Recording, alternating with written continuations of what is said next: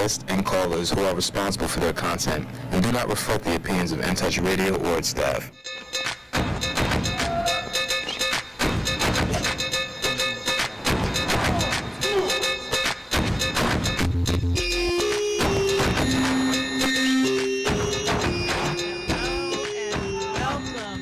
Episode of Tampa Bay Politics. So glad you took the time. You know, we're here every Wednesday and we start at 11 a.m. on In Touch News.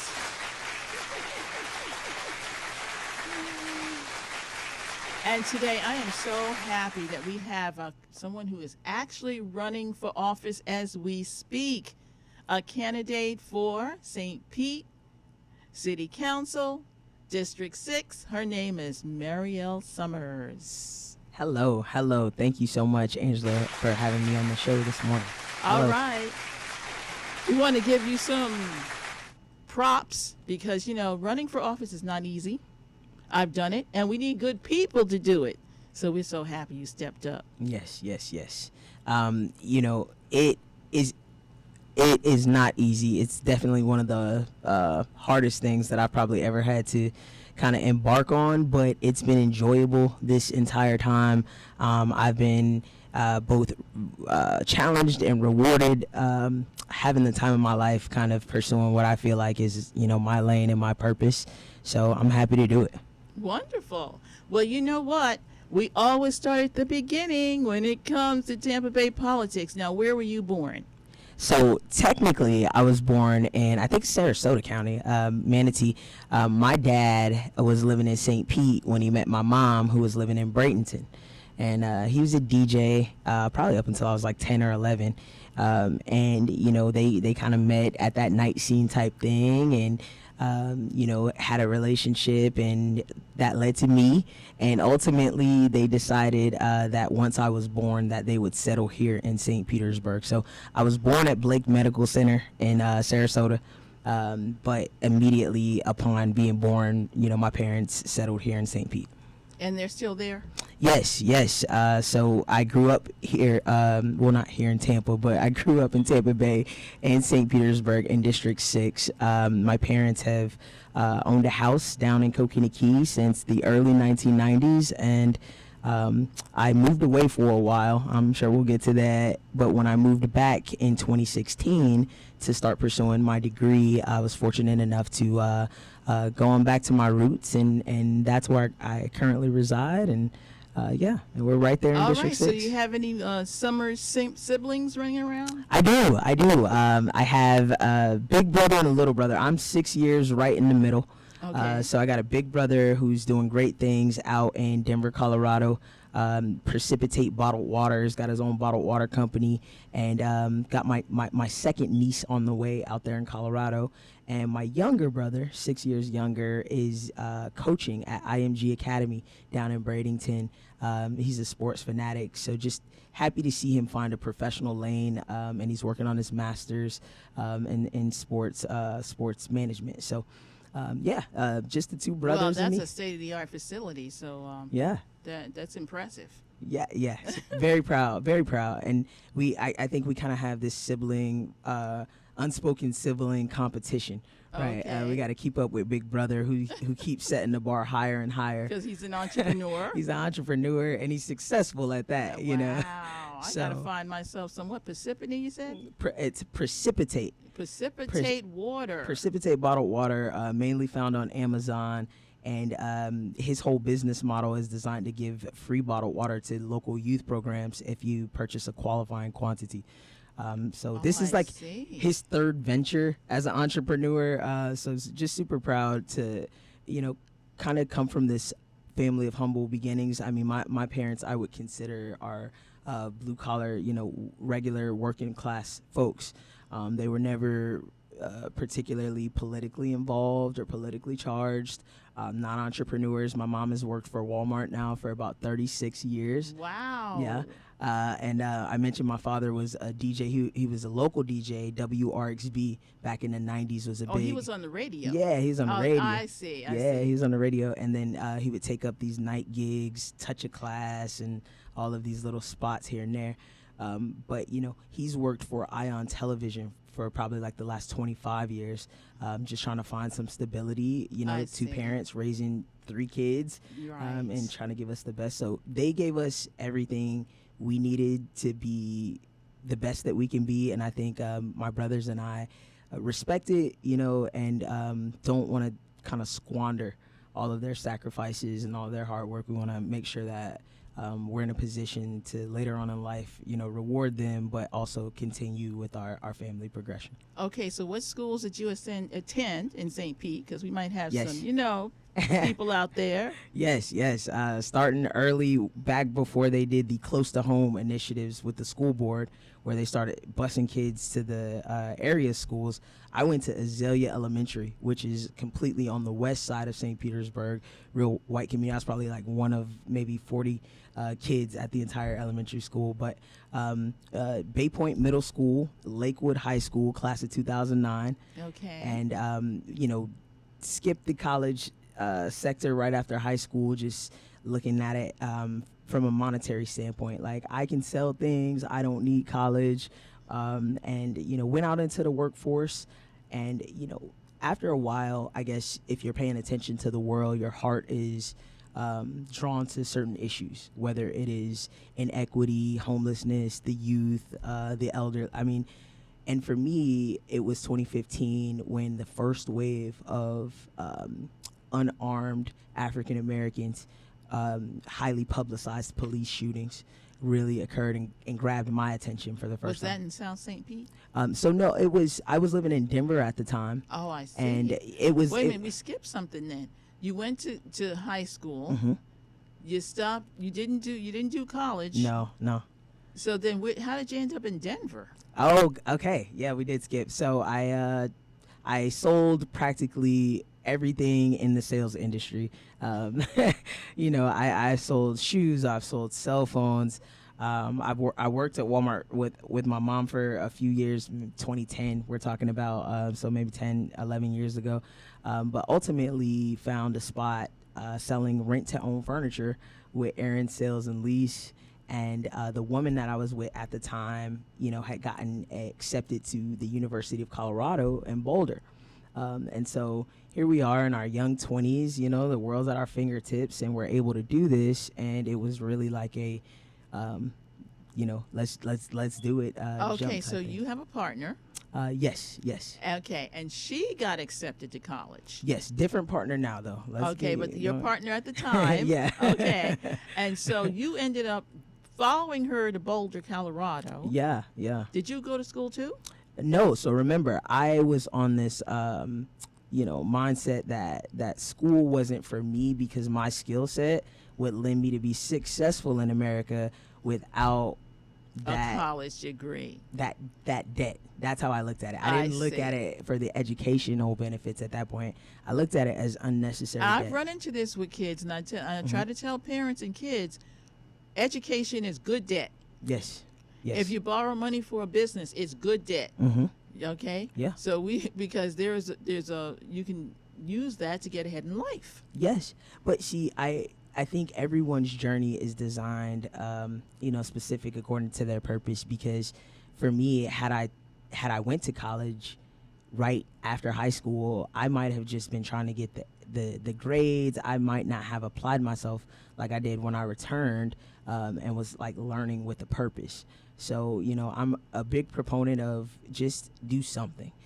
Get a trade. If you don't want to go to college, let's get you a skill set that will, when life taps into you and you're ready to educate yourself about whatever it is because the kids now, by the time you're 17 or 18 years old, it's a really anxiety feeling decision with a lot of our youth to decide what they're going to major Absolutely. in, what they're going to.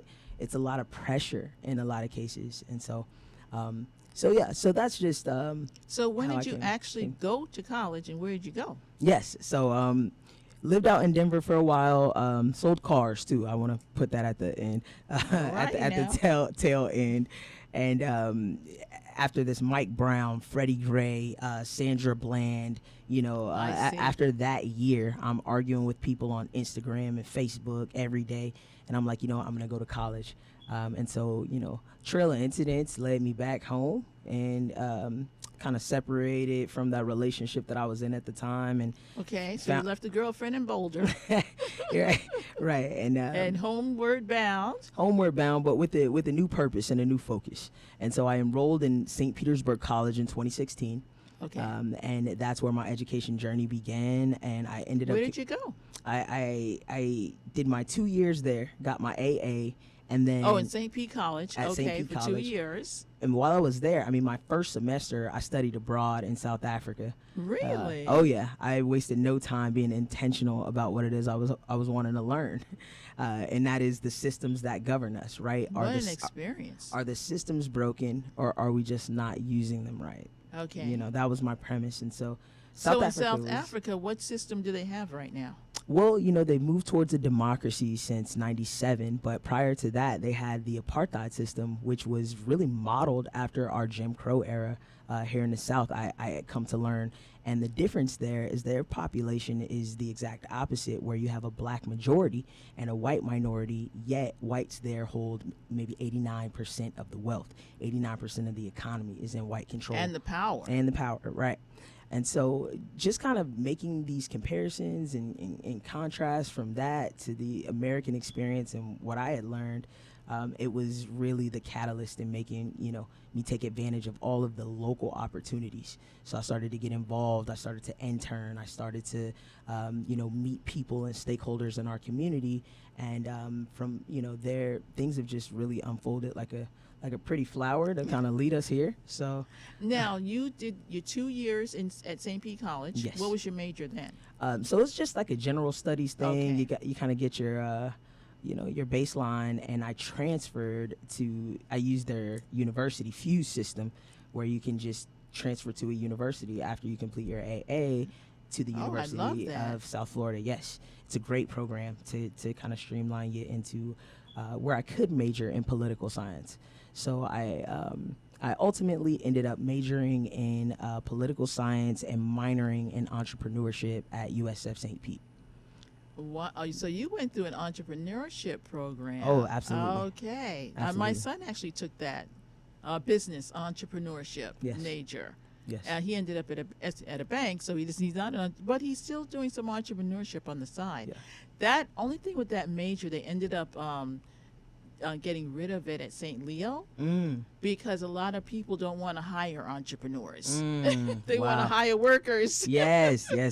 And I hope we get some time to talk about the American economy and where we can make it kind of work better for the people, because you got a mindset that's happening now in, I guess, the what would be considered the middle class, the working class, where folks are looking to kind of take on that pioneer, grab their stake of the American dream. Yes. Yeah. We had 4.3 million people who just quit in Wow. August. Wow. Yeah. Wow. They're tired of it.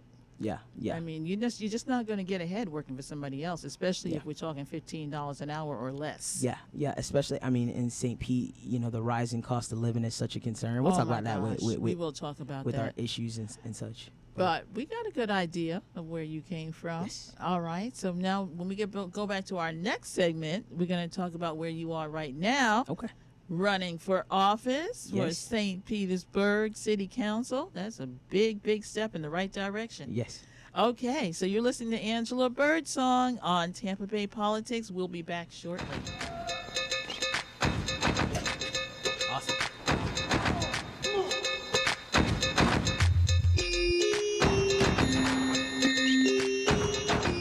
Hey, this is Agent Wright, better known as Mr. Clean. You looking for some great barbecue? Come see them two brothers in the grill, located at 423 Virginia Street, Charleston, West Virginia. We got ribs, chicken, pulled pork, brisket, collard greens, mac and cheese, baby. Come get some and get you a nice, smooth cigar. 304-550-4431. That is 304-550-4431. Come get some, baby. The Rib Man, mama, the Rib Man. Call Ricky. Ask Ricky. You need medical or a lawyer? I got the man to do the legwork for ya. We tried the other ones before, so believe we hunted down 813-248-6300. Everything gon' be okay, call Ricky, he coming. He taking care of state of Florida, grab a pen of sundown, 184-361 Rick. That's 184-361-425. Never word from the point forward, just recline. Just ask Ricky, push your boy statewide. Just in case you missed it, I'ma tell you one more time. 184-361 Rick. Call Ricky, ask Ricky, is a legal medical referral service. The doctors and lawyers in our network are trained in handling auto injury claims and getting you the best medical treatment and recovery. Dial 1-844-361-RICK.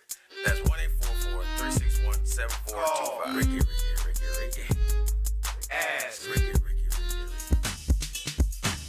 Hi, this is Angela Birdsong, and during the week, I'm affectionately known as the Medicare Lady. Do not try to navigate Medicare without me. Please call me at 813-476-4837. I also do life insurance, and I will help people who are Medicare, Medicaid. Once again, 813-476-4837. 4837.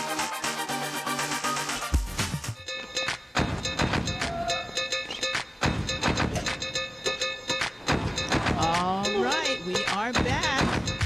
This is Angela Birdsong with Tampa Bay Politics, and I am so happy to have in the house with me Marielle Summers. She's running for District 6 at City Council of St. Petersburg, Florida.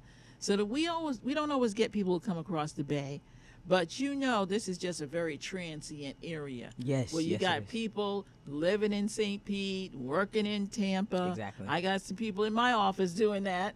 Yes. Okay, yes. so I can tell you that my receptionist, she can vote for you. Awesome. Well, leave her a palm card.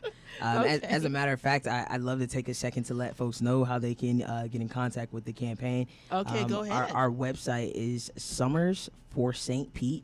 That's FOR, summersforstpete.com.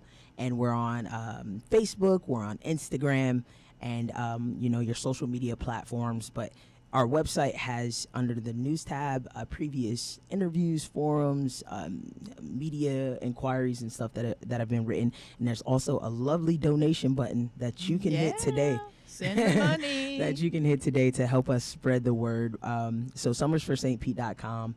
But yeah, that's exciting to know that. All right, we got let's a talk voter over about here in Tampa. St. Pete politics. Yes. Okay.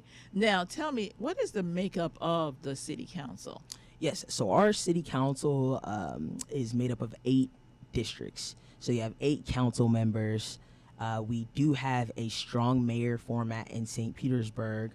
So our mayor is pretty much like our CEO. He's our chief executive, and he has, the departments that are directly under him, from parks and leisure services, which is parks and rec, neighborhood affairs. You have your development, and all of these are subject to the mayor's discretion. So the new mayor, because we do have a mayoral election as well in St. Pete, can come in and have different departments if he so chooses, and so that's all up to their discretion. But your council in St. Pete is going to oversee our local budget. We, of course, deal with our constituent matters and local matters. And, these are going to be the folks who have pretty much the most handle over your day-to-day life. Absolutely. Local politics, local government matters from Tallahassee on down. Exactly. Can we please vote blue? Because we just don't need that governor anymore. I can say that because it's my show. Yes. Look. One of the things I do love about this particular race, and starting from a humble beginning like a city council seat, is it is nonpartisan.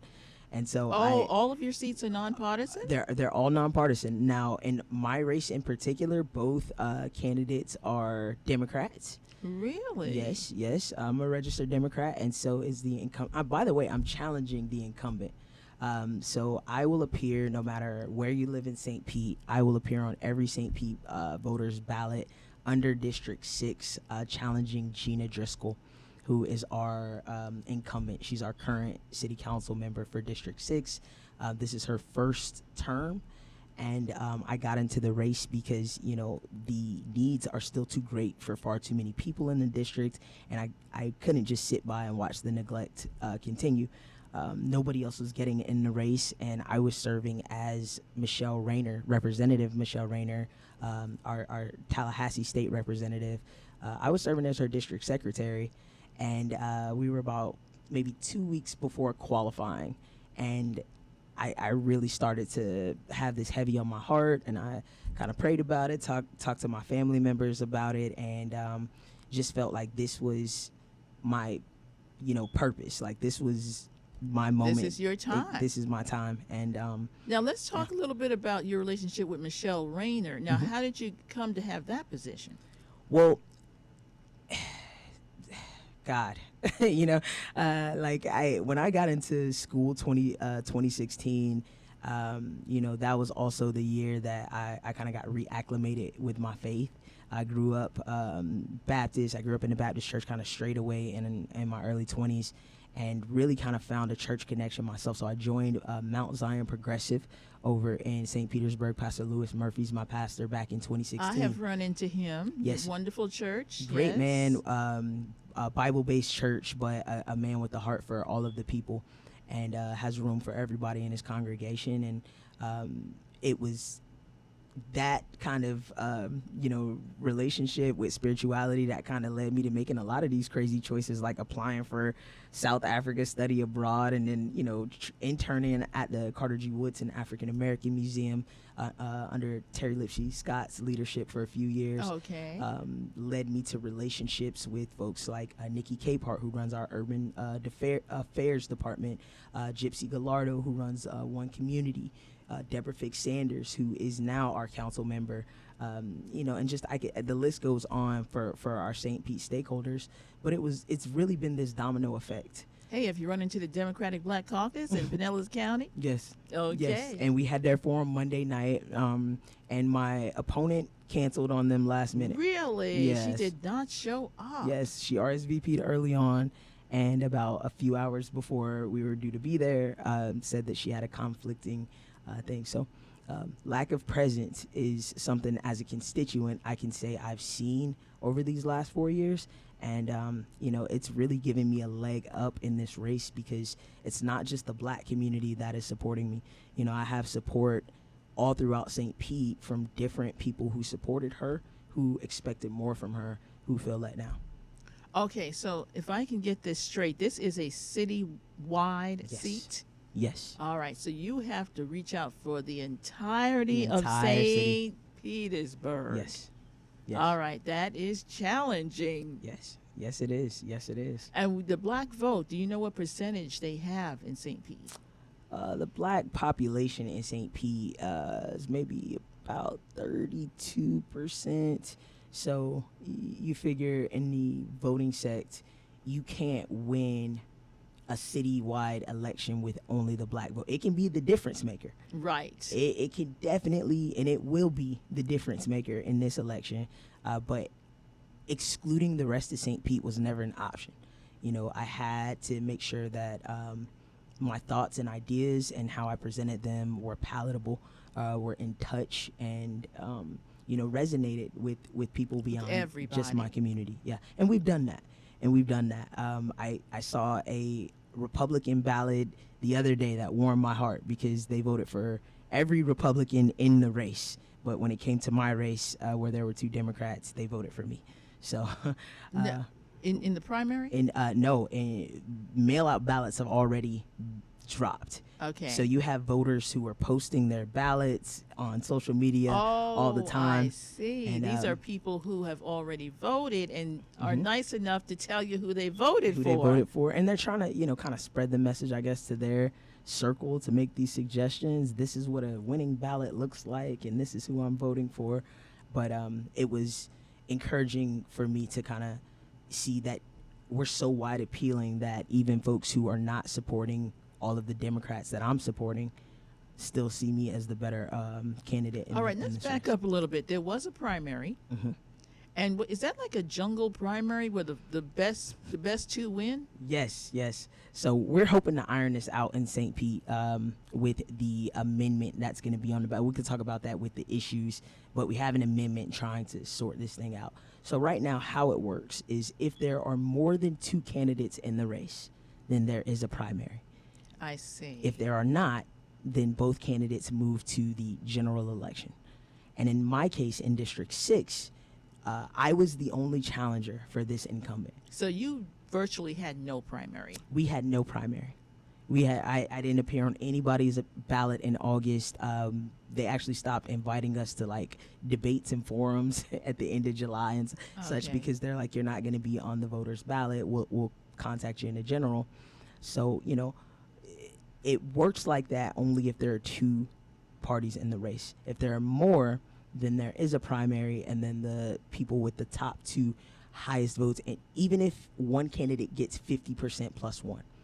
And that's what's going to make that amendment so interesting, because you have folks in other districts, like Richie Floyd is going against Jeff Danner for District 8. And Richie Floyd in the primary won 52% of their And he's a vote. Democrat or He's Republican? a Democrat. Okay. And he won 52% of the vote, but he, because of how the charter is written, is not considered duly elected. He then has to go and battle Jeff Danner citywide, where Jeff Danner has more money. He's gonna, you know, be able to pump out more information to more people than just, say, a grassroots campaign that's getting out here, talking to people, shaking hands, and doing it the Democratic way. So that's the conundrum that you find yourself in, is, you know, once you go citywide, if you're going against, like in my case, my opponent has raised almost close to $200,000 for this city council seat. And how, excuse me, how much have you raised? We've raised just about $13,000 Okay. just Which is pretty normal for a first time out. for a first-time candidate. And so without the, you know, grassroots hardcore getting it, you know, out of the mud, I'd be bought out of this election. And that's what Amendment 1 seeks to try and correct. Okay. So are all the seats on the city council countywide? No, so they aren't countywide. In fact, if you live in an unincorporated area like Lellman, you aren't voting in this election. These votes are for St. Pete residents only. And they're all, But they're I all shouldn't say countywide. yeah. They're all citywide. They're all citywide. I see, Yes. because they don't really encompass any of the county. Right. Which is Most of weird, the county. right? Because you have areas like Gulfport that St. Pete kind of bleeds over. We run Yes. into a little bit of Clearwater in the north part, Pinellas Park for certain, in areas like Lillman. But again, that's what our charter is going to. So Gulfport has their own election? Yes. I see. Yes, their Well, own I mayor. noticed that there's a lot of city elections over there, because you got Reddington Beach. Yeah. You got a lot of cities over there. One city just kind of goes into the next city. Yeah. Municipalities, right? Municipalities. Because they aren't necessarily equipped with their own police force and fire force and, you know, all of the, I guess, local infrastructure that makes a major metropolitan city a city. And so, you know, they... Okay, so they're not considered cities. I think they're just considered municipalities. But, you know, I don't want to be wrong. So Okay, I don't all want right, to. all right. They could be. They have mayors. They have council members. You know, but their format, I think, are not strong mayor formats like we have in Tampa, like we have in St. Pete. Now, I noticed along the beach areas, I don't see any Starbucks. I don't see any Bonefish.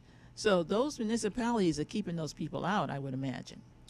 Yeah, and I hope we talk about that when we talk about the issues.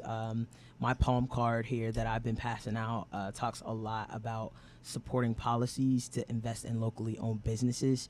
In St. Petersburg, we have such a rich culture of like local talent that covers Pretty a variety. amazing in Central Avenue. Exactly. But it extends, and that's what I want to talk about as far as issues go. We have to make sure we're supporting policies that put St. Pete residents first. And it has been nice to grow these last 8 years. But the type of development that we've brought to the city has now put a lot of residents in crisis, because we're top heavy now, and people can't afford to live there, and they can't afford to find and they can't find a Sounds like job. the story all over. Yep, All exactly. right. Well, you know what? It's time to take another break. Yes. I'm Angela Birdsong with Tampa Bay Politics. See you on the other side.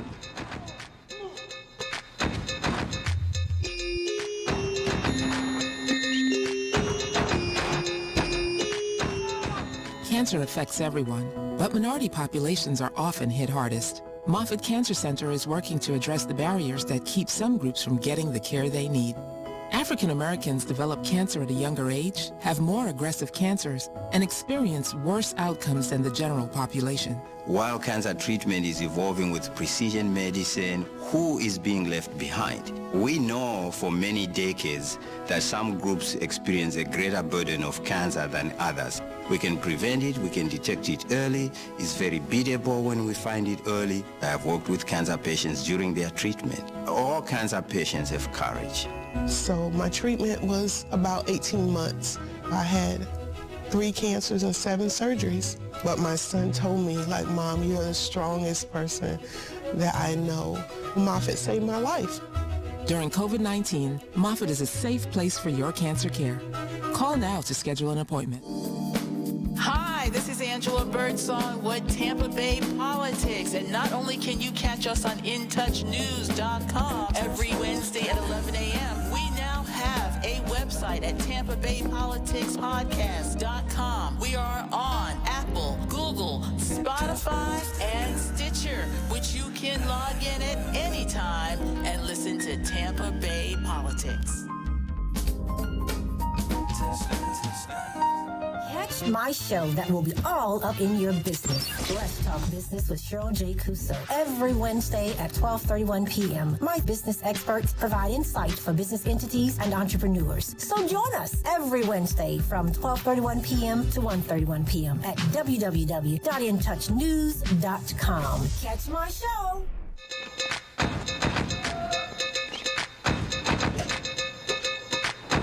Okay, we're back with Tampa Bay Politics. And once again, I'm actually talking with a candidate. Her name is Marielle Summers. She's running hard in District 6, St. Petersburg City Council. So happy to have you with us. Yes, running hard. Now, we got some serious issues to talk about because we got South St. Pete down there. They've been catching hell for a long time. Affordable housing. Where do we start? Ooh. So that, I think, is the challenge of the hour for so many different cities right now, especially in the wake of like a George Floyd last year, which kind of moved the conscience of America a little bit further forward, in my opinion. Because Woke them up a little bit. Well, it woke us up a little bit because now people who had this conversation that I have heard on loud for many years, they've had it on mute. That's right. They've had it turned down very low. But now you get into rooms and whether it's in St. Pete, the Chamber of Commerce, or, whether we're talking to the environmental caucuses, everyone has racial equity and social justice in some way involved in their conversation. And you know what? There's a lot of white guilt money out there, is what I call it. My son is an SBA lender. He said, Mom, we got $50 million for black entrepreneurs. Exactly. Where did that come from? Exactly. Yeah.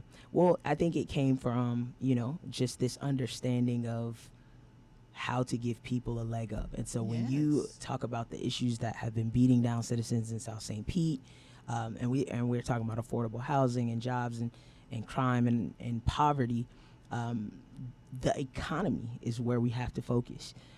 In America, there are 2 systems that run this American experiment forward, and that is our government and our economy. One cannot exist without the other. And for so long, black people have been like redlined and ostracized from the general economy, from accessing the true market. Now, just so there's people out there who might not know what redlining is, but if you go for a mortgage, you may not be able to get one if you live in a certain zip code. Sure. If you go for a small business loan, even though you have the credit and the credentials, because you live in a certain zip code, you might not have the same easeability. You might need more paperwork. The redlining is just a way of saying more barriers. And this is how disparities are created. This is how inequalities and inequity kind of sets in. This is how your home values go down, which is a great wealth producer for a lot of other people. Do you know that if you live in a certain zip code, your car insurance can be a whole lot higher? Yes. Just because of the zip code. Yes, but the crazy part about it is it's not the zip code, it is the racial demographics that dominate the zip code. And that's why you get back to the conversation of, race equity and why you have to keep race at the forefront of the conversation, because as soon as white people start moving in, those property values go up. As soon as white people start moving in, the whole image of the neighborhood seems to become unfamiliar to those who have been literally living there for decades and decades. And so how do we bring in development to these underserved, historically excluded communities without this other Disruption. side of the negative coin, which is gentrification? Yes. In my opinion, we start at investing in our local Black economy. So in South St. Pete, there are hundreds, if not thousands, of LLCs, entrepreneurs, products, services, firms that currently exist in South St. Pete right now. The problem is 95% of these are one-man band, mom and pops, very low income generating entities. It's not their potential, their products or their service that limits their growth, but their business acumen, right? Their position in the market. They don't understand how to go to the next level. Exactly. But here's the thing. America, the way that it's set up is not set up for every entity, every product, every to go to the next level. You have in the general economy a series of subsidiaries, from Charles Schwab down to Target, down to the products and services they get. You have this shell game of an economy. That's the makeup of our general economy. So I've seen a lot of not a lot of products. I've seen a lot of programs that are dedicated to assisting the Black entrepreneur and growing the Black economy. But I think those products can be better focused if we are looking at how do we take our entrepreneurs, our businesses that are happening in these areas, and look to foster this next level of corporatism, right? Now, I will tell you, there are some incubators. Do you have a greenhouse over there that tries to help entrepreneurs? We do. We have the St. Pete greenhouse. It's largely been effective for white entrepreneurs, and so there's this idea. There was this idea for Sankofa to be this kind of shared workspace business incubator, but I think that idea has since been moved to retail space and condominiums. The needs of the Black business owner are specific and unique compared to the needs of a general audience, a general entrepreneur, right? Okay. So somebody who has the will, the acumen, the time, the availability to go to the greenhouse and grow their business. The person who's prepared to take advantage of that is a person who has more together, in my opinion, than 95% of the entrepreneurs that we're looking to help and serve. So is there anyone addressing that need? There is, in my opinion, the margin is too wide.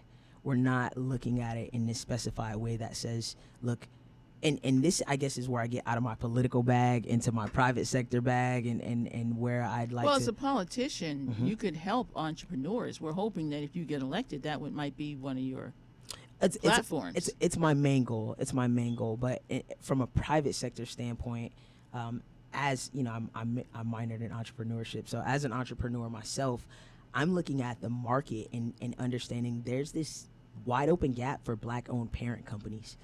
If I can get 5 or 6 Black-owned businesses under my belt, and then they don't worry about management services, they don't worry about their P&Ls, they aren't worried about their profit and loss, and their profit and loss reports and updating their industrial equipment and asking this old lady who sells pies to come up with a better social media strategy is just not viable in 2021, right? But if I can have 8% stake ownership in this business that we have, we can grow this together. That kind of sounds like Shark Tank. It's definitely it's Shark Tank. It's Shark Tank. It's Shark Tank. It's Marcus Lemonis's The Prophet, but just with a focus on Black business. I mean, I fell in love with that idea a while ago. It's a way that I can help these people for sure.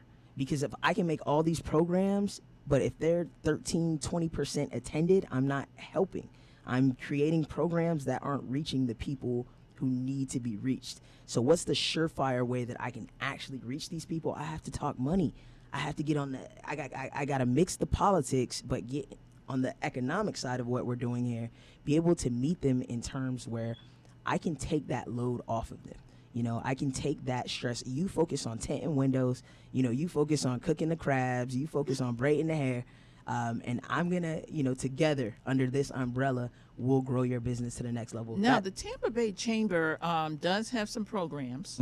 One is a business accelerator program for people who I think have already reached 200,000, but they got and been in business 3 years. And then they got the ones that the program that'll take you from zero to hero. So do you have anything like that at all going on in St. Pete?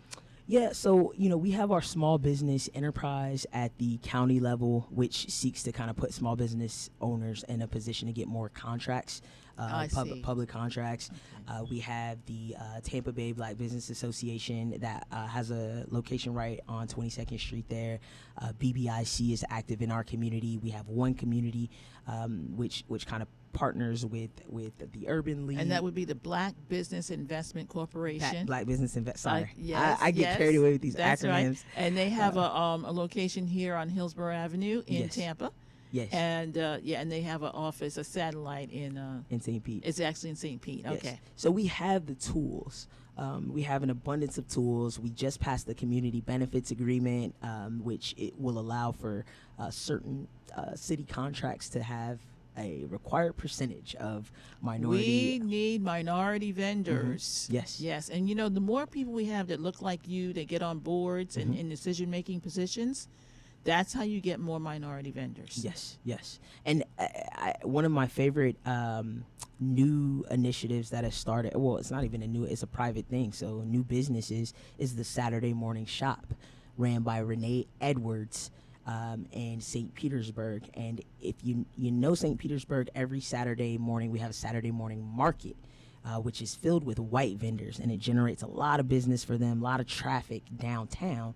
And so what Renee has been able to do in Lot 4, which is 16th Street across from Tropicana Field, once a month is bring out over 100, sometimes 150 Black vendors. Oh, I love it. And I think I'm just have to go down there. Yes, yes. The next one has a wing competition. She's already got like 7. Well, I'm a pescatarian, but they got to have something else out there for me. But the hot wing competition is just going to be, you know, it's going to be hot. And so initiatives like this, you know, we have the tools, but are we in touch with the actual needs of the people, and how do we better serve them? I think we have to get away from this idea of giving them a bar that they need to rise to, and figuring out how we can get lower in the trenches to meet our people where they are. I love it. Can we talk a little bit about affordable housing? Yes. Yes. Yes. It's bad. It's terrible. It's terrible. So how much time do I got? Because I mean, start rolling. Okay, so 2 minutes. So affordable housing, you know, it's really this balance that needs to be considered on the end of government and dealing with the developers and the people who, you know, we're giving these huge tax breaks and huge variances to without little requirements, little trade-offs. I agree. With just this idea that if we do this, we'll stifle development. But I think there's more room to be intentional about who we're inviting to do business in our city. We don't just have to do business with whoever shows up at the front door. There is such thing as going out and recruiting. And in larger cities with denser populations, there are builders, firms that are accustomed to saying, listen, 4-in-1 AMI builds at 30%. So for every for luxury units you build, we need you to build at least one unit at this rate, which is not average medium, which in St. Pete, the average median income somewhere about, I want to say 80,000. Okay. 55,000 is the average median income. And, if you're building housing, low cost affordable housing at that rate, how many people still can't afford that, right? Yeah, I just don't understand why you don't have more people who are building affordable housing. Because there's got to be a way where you can make money, even if the city helps you. Yeah. There's got to be people in But that look, space. That's what I'm saying. In a nation of 320 million people, there are people out there who probably just don't know that St. Pete exists, who don't know that we're trying to accomplish these goals. And so being intentional as a council member, and then like the 4% Biden tax credit, there are tools in government that we can get more creative with negotiating these deals before we give out our tax breaks in our city for free.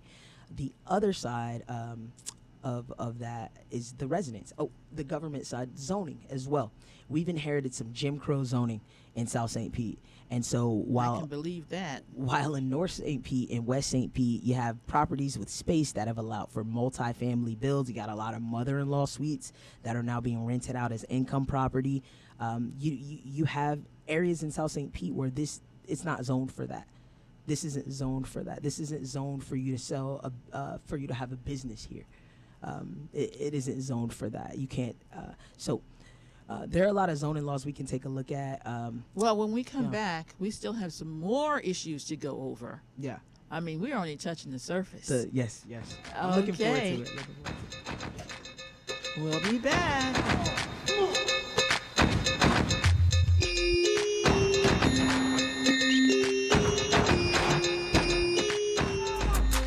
Ricky.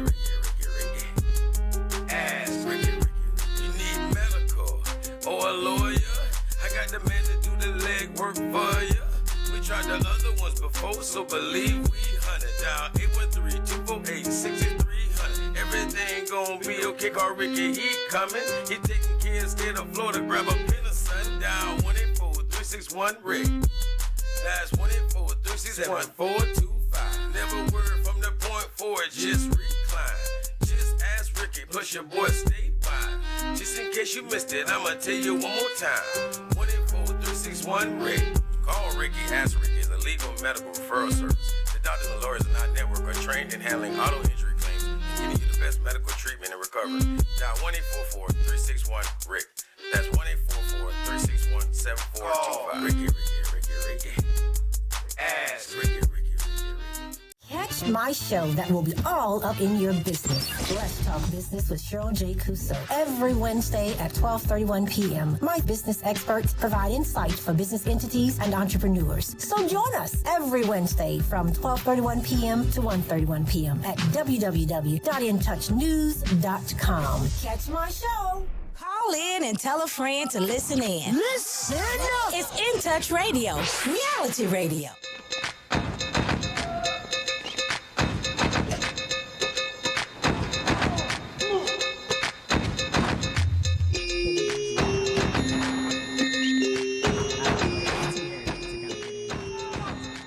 Here we are back at our last segment. It's hard to believe, but we have in the house Marielle Summers.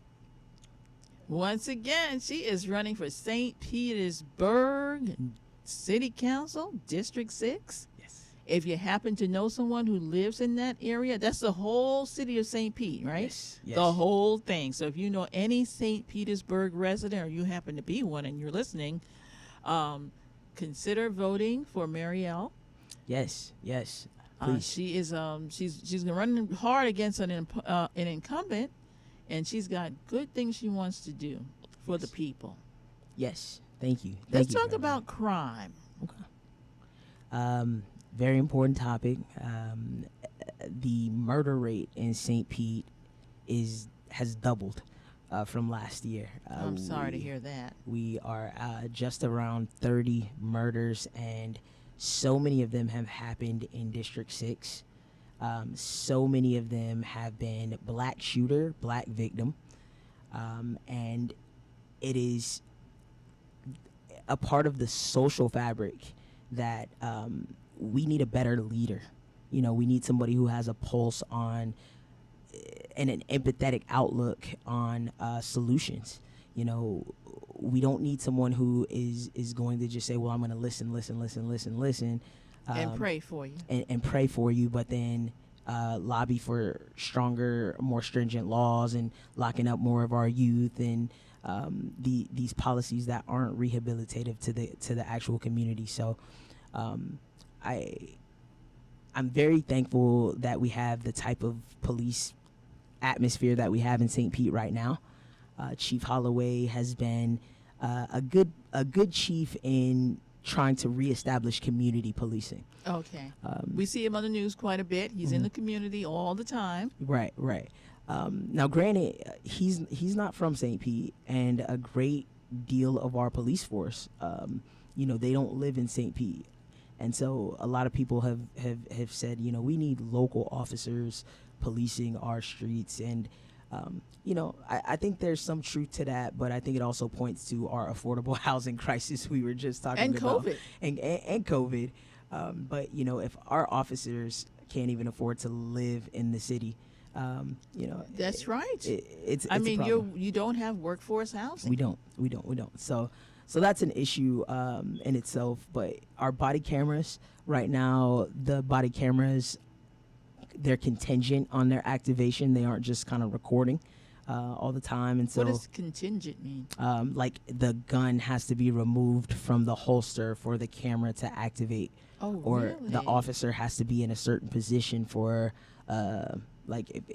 senses that he's in a confrontation, then the camera will activate. But the whole purpose of cameras is to give us the context, is to help situations that go awry, help us kind of make the story without having to Thank God we usually have people with a camera in their hand. and exactly. I mean, that's really what helped us learn about a lot of situations, Exactly. which would have gone under the radar Yep. if it wasn't for a conscientious bystander. Exactly. George Floyd. And we talked about 2015. That was something that really boiled my blood, is how we could literally see these things happening on camera in real time. And the way that our system is kind of like... I go way back. The Black Panthers. They should say they're beating us up. Police brutality. Yeah. Okay, but now we have it on tape. Now we got it on tape. But unfortunately... very much like Rodney King in the early 90s when I was a baby, having it on tape sometimes isn't enough because of all of the racial nuances that still exist in the system. So there's a lot to unpack with the criminal justice system, but the chief has said that the majority of these murders have come due to domestic altercations. Okay. Domestic altercations. To me, that says something about COVID. Exactly. It says something about COVID, and I think it emphasizes what I've been hearing in Black communities over these last few years, which is our mental health. Yes. Our mental health. We may not have incidences where you'll see a Black person just go and shoot up a Kroger and kill 15, 20 random people, right? But you have incidences where a simple parking spot will aggravate the individual party so much so that somebody will feel the need to take someone else's life. Well, the thing is, it used to be a fist fight, but now because we have the prevalence of guns, so you take a fight and it goes escalates to the next level, and you got a homicide. Exactly. But guns are our Second Amendment right, and I'm a moderate by all means, right? And so I think the real issue and how we begin to heal that is, it shouldn't even come to the fight. Before it was the fist fight, right? But what is it that makes us so angry with each other? You don't see this type of hostility towards other cultures openly because we understand the consequences would lend us to jail, would lend us to persecution a lot quicker. But if you get in a fight with another Black person, if you get in a shootout with another Black person, someone's gonna end up dead. And they might. Now, how do you feel about gun buybacks? So, again, I am a supporter of the Second Amendment. I think gun buybacks for illegal weapons and unregistered weapons are a necessity to just keep dangerous weapons off of the street. But we, more than having to get the guns off of our street, we have to get the mentality of hopelessness and nihilism off of our street. Then guns aren't an issue. Then guns are used like they are in white families to go hunting. And there are so many American families that are gun owners where violence is not the outcome. It just is. And so when we're looking at the wave of crime and the violence that's happening in our community, we have to do there's a Black Man's Pledge. Mr. Maurice Scott in St. Pete, his son Marquise Scott was a victim to gun violence back in 2015, murdered. And since, he started this Black Man Pledge where he's all over the community in a very grassroots way trying to reach to the conscience of our Black men. It's not our youth.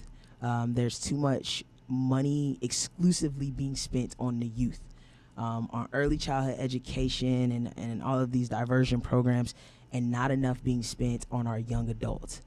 These are the folks who are raising young children in not the best atmospheres. These are the folks who are actually committing the murders. If you look at the murders that are happening, there's no teenager 14, 15, 16-year-old who's doing this, yet the resources that are available in our community are all directed towards that individual. Well, I guess they're figuring out if you get the tree at the root, hopefully it won't grow crooked. The problem is the tree's already full grown. So I'm asking, what about the leaves that exist? And what about the branches? Because if we keep this cycle, you're just going to raise kids who have all the hope in the world, who, when they hit puberty and the reality, that self-realization of being Black, of being poor, of being ugly, or whatever besets the teenage conscience already, it is over heightened if you're a young Black person and you start to, like I said, they can't find a way out or see a way out. They just can't conceptualize it. Now let's talk a little bit about education. Are the kids staying in school? Are they dropping out? Mm-hmm. It is again, I didn't go to college right after school, right? Because my mindset said, well, I can go make money without college. Imagine being a 14-year-old, 15-year-old who, you haven't had a strong education grounding. You've kept up with the stuff. You understand the stuff. But if you don't understand the benefit of why you need to learn the Pythagorean theorem in the 7th grade, right? And somebody is out here saying, listen, I hustled and I got this phone book of money. Right? I got this car, or I'm going to the NFL. I don't need school. I just got to exercise.